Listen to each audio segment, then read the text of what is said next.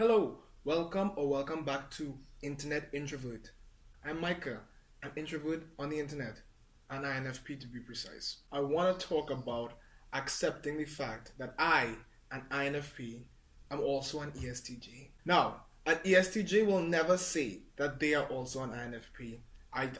That's what I believe. But I think it would be really healthy for them to identify with that side of themselves in the same way that I feel like as INFPs we have to come to grips and come to peace with the ESTJ side of ourselves. First of all, we have to admit that the side exists. And I realize for me that that side of myself really comes out in work that I find to be meaningful. But of course, it comes out in that inferior way. So I like efficiency when I'm doing things. But I like efficiency to the point where I get frustrated when things don't work the way that I expect them to work very quickly. That's an unhealthy ESTJ trait where you want maximum efficiency as soon as possible. And that's an unhealthy ESTJ trait, being overly concerned with efficiency. And that was honestly something that I had to accept about myself and had to try to develop to be better so that I could be more like, an average level of ESTJ at least. Because it's weird. It's like I'm bothered by things not being efficient when it comes to like making music. Let's use that example. Or I'm bothered in my inability to execute certain things. The thing is, when an ESTJ is healthy, they problem solve. I realized for me that I would have the ESTJ reaction of not liking something being inefficient. So not liking that a song is taking me very long to make. Because I've been doing this for years, so why can't I produce faster?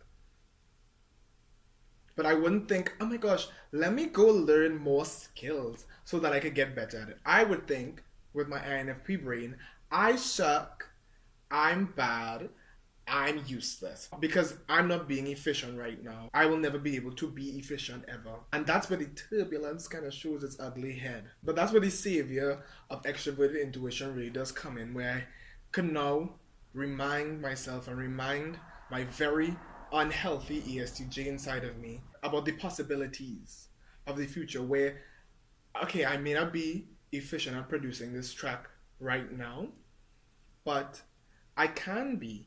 It's possible in the future.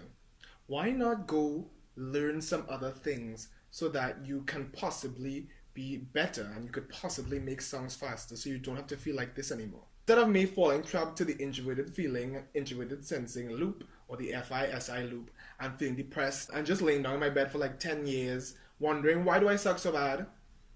Why am I not good at doing anything? I'm now using extroverted intuition to bridge that gap between my INFP self and my ESTJ self, as undeveloped as it may be. It's still a part of me. There's still a part of me that does want to do things that mean something to me well, and that does get frustrated when the processes don't seem to be as efficient as I'd like them to be, or I'm not as efficient as I would like myself to be. Efficient and proficient. To toot my own horn a little bit, I have really become, in like the last 2 weeks, which seems like an incredibly short amount of time, I've really become much better at this. You would be surprised how many times a day I have to coach myself out of situations like that, where I see inefficiency or lack of proficiency, get bothered by it, but then retreat from it. So like I see a TE problem and I just run away. And I don't really think that I understood before how extroverted intuition really could be our savior in terms of that. Through now applying it, I understand, like, yes, because possibilities make me feel good. Thinking of new possibilities, thinking of new ways to solve things makes me feel good. Let me give another example. The way that I've been doing music has been horrible. I don't want to say horrible, but it has been very extroverted intuition all over the place. Very much this idea here, this idea there, blah, blah, blah, blah. That doesn't work in the real world. No matter who we are, when we think of our favorite artists, for example, like musical artists, they have a brand. They have words that we could use to easily describe them and what they do to other people. They have created an image which takes structure. They have crafted music which takes structure and planning to communicate their value to you. Whether you know that you consciously value that or not, you do value the TE, the extroverted thinking work that artists put in, because they use that as the vehicle to get the information to you. I had awful extroverted thinking when it came to my process of music, in addition to bad introverted feelings. So I didn't even know that was bad too.